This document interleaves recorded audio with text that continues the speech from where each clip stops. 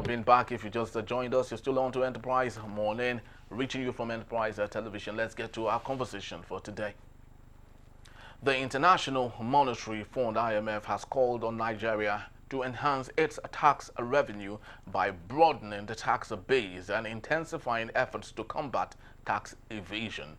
Speaking at the spring meetings of the IMF and the World Bank in Washington, D.C., IMF Managing Director Kristalina Georgieva emphasized the importance of these measures for Nigeria and other African nations to navigate current global economic challenges. Georgieva highlighted that while Africa has seen some of the fastest growing economies in recent years, low-income and fragile states are lagging behind. She noted that for oil-producing countries like Nigeria, declining oil prices add pressure to national budgets. To mitigate these challenges, she recommended strengthening fiscal buffers and leveraging technology to improve tax collection and reduce evasion. Additionally, Georgieva urged African nations to address corruption, which she stated casts a shadow over the entire continent, affecting perceptions and economic prospects. We still have Emeka Madunagu. Thank you so very much, Emeka, for being here. We truly do appreciate your time. Yeah, thank you very much. My pleasure. All right, Emeka, let's get talking on this particular matter. You know, we've said so much. Nigerians have spoken so much. Even the Labour Congress, NLC, had equally, given their fair share of thoughts on IMF and its contribution to Nigeria. Of course, it's the contribution, and that's awesome, not encouraging, if we might say that. But speak to us on this recent submission by that lady, Ms. Georgieva, who had said that Nigeria should further enlarge its tax bracket so more people can pay tax, and if possible, arrest those who are evading tax in Nigeria. No, she didn't. She didn't say that. Basically, what she's saying is that we should improve the efficiency of tax collection, and and then to reduce evasion. And of course, evasion comes from inefficient collection. Evasion comes from inefficient data. Evasion comes from the unwillingness of government officials to act in the interest of the state, to actually collect revenues, and so help people to evade their taxes. And there are so many ways by which people do such things in Nigeria, especially when they are well connected, to state actors. So she was also saying that Nigeria should adopt medium-term fiscal policies to make sure that, and also implement buffers to withstand shocks. Because ad hoc measures, like what the Central Bank of Nigeria has been doing in terms of trying to control the exchange rate, have not really worked. You can see that currently, for some time now, the dollar has lost a lot of value. But it has not translated into any benefit to Nigeria. Oil prices have gone down to the 60s. But it has not translated to any real value to the man on the street in Nigeria. So what it means is that taxes for a country like Nigeria still remain a key element in expenditure. And so what the IMF is basically saying, I think, is that we should make sure that our tax collection is transparent.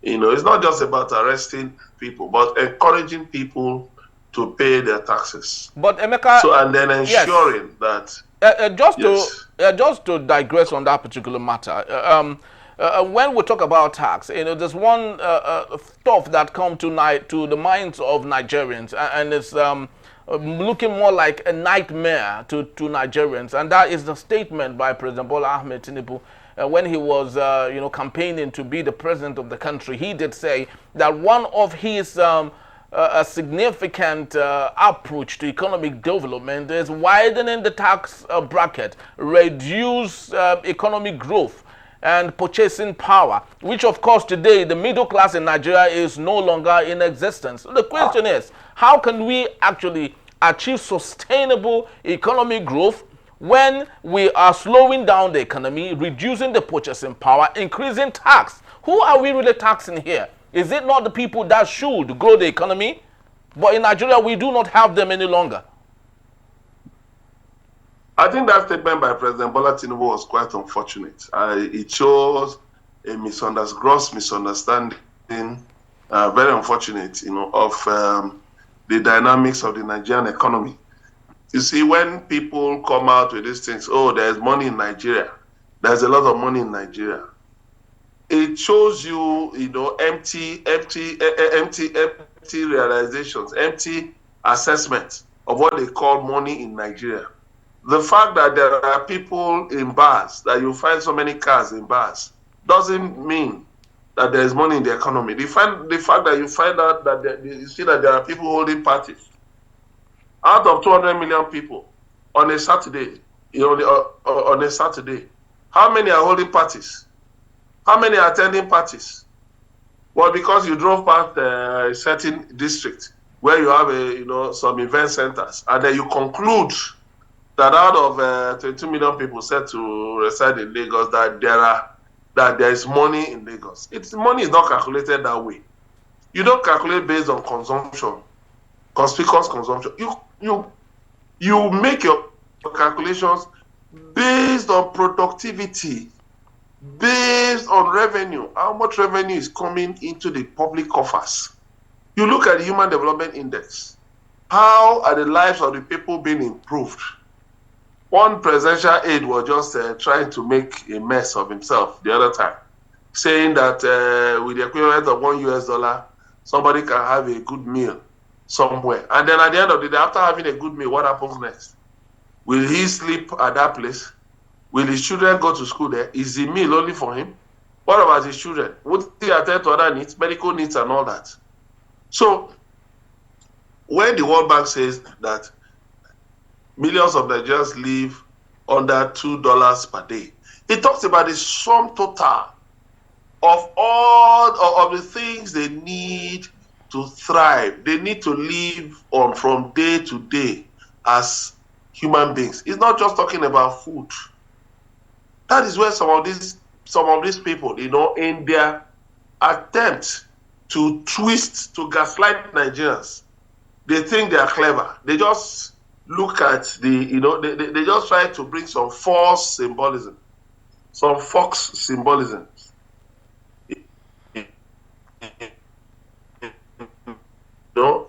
And then, like a cleric, a pastor was saying that Nigerian medical doctors are trained on 500,000, whereas elsewhere it costs more and all of that.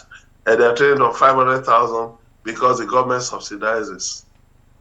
And then why are people running away? All these simplistic definitions actually give a troubling picture about how people whom you think are well educated, how they understand, how they actually deal with issues, both simple and complex. So what they try to do sometimes is to compare Nigeria with other, parts of the world. They tell you, standard of living is also high in the UK. In fact, the Nigerians work more than people in the UK. How is that possible? How does that work out? This is an unregulated environment. Based on what statistics? The pastor was saying that Nigeria should talk of doing 2 or 3 jobs. Is it people who are stuck in one job? Like the woman that was that one celebrity was trying to make some capital out of, who went to do some cleaning job around 4 a.m. with her 9-year-old daughter somewhere in Ikoyi, Lagos, and she was trying to make heavy weight. Well, of course, people dealt with her, and she had to apologize. There are certain things, the woman involved said she was earning 19,000 in the cleaning job, and she had to go along with her daughter because there was nowhere for her to keep her daughter. That 19,000 was all they had to depend on in a whole month. A survey has come out talking about the salaries that Nigerians earn. You know that you look at the mean salary of Nigerians is 35,000. How many Nigerians are earning 200,000 naira and above? What percentage of the economy? What percentage of the population, I mean, is earning 200,000 naira and above? So when we drill down to these hard figures, you find out that, look at, for instance, you look at this CBEX Ponzi scheme. Oh, you will say, yes, well, we told you there's money in Nigeria. But let me tell you, a lot of that money, I believe, came from politicians. A lot of that money came from politicians. Maybe rogue civil servants, maybe rogue security agents, putting money, turning the economy into a money doubling scheme. Because 1.3 trillion is not easily available on the streets of Nigeria, except from political actors, except from people in the criminal industry, kidnappers, and the rest of them, except from such people. But that money doesn't exist anywhere. You see, people putting on a uniform to attend a wedding. Oh, that this Ashebi was bought for 50,000. You don't know how many months those who bought that Ashebi have to pay for that. For that uniform. You just assume that, okay, somebody says, I'm wedding. Oh, my Ashebi is 50,000. And then somebody will just just transfer 50,000 from their account. It's not that way. Things are really difficult. Things are really expensive in the country. There are a lot of, how many people are able to afford 3 square meals? There was a report that said that a complete pot of stew in Nigeria, to make a complete pot of stew in Nigeria, you need 25,000 naira. Yes. A lot of people have to now depend on pomo, on this cow hide for nutrition. There are people, somebody was telling me the other day that in his family, they just make a bawi soup without any nutrient, nothing in it. But you see some people throwing away money and then you say there's money in Nigeria. It doesn't work that way.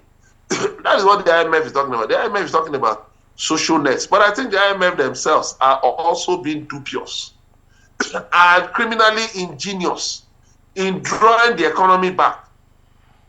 If you look at the country report for Nigeria, the IMF country report for Nigeria for 2024, you cannot see anywhere where the IMF talked about increasing productivity, advising Nigerian government to increase productivity through increased manufacturing.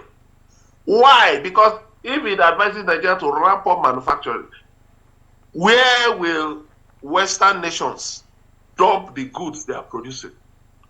So that means that our leaders must also be very careful. You won't see anything about IMF ever talking about ramping up farming, ramping up agricultural production, ramping up agro-processing. Why? Because they want us to continue to import food from their countries. They don't want to say, you are saying that government should be giving Nigerians 25,000.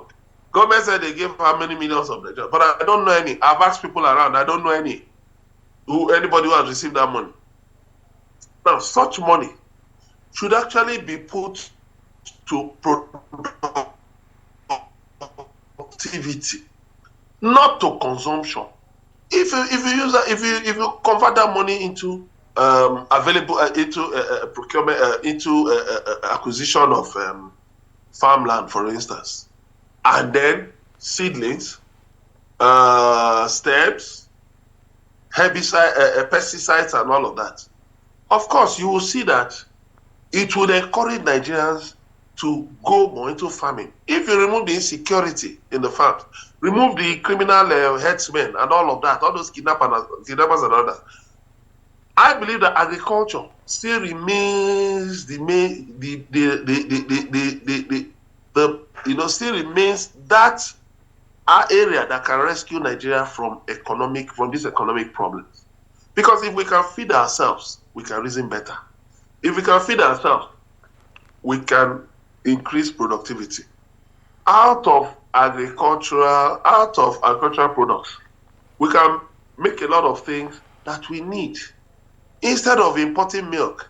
If we delve more into ranching, we'll be able to produce more milk locally. We will groom more cattle instead of dragging them up and down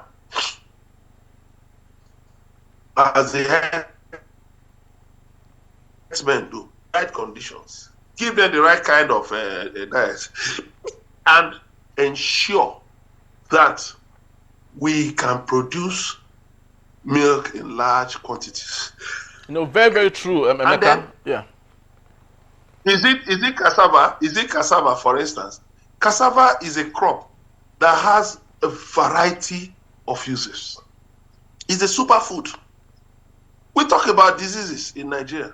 We depend on the West for aid to deal with health issues, whereas we have superfoods. Yeah, sorry for that. We can use to, superfoods that we can use to keep Nigerians healthy.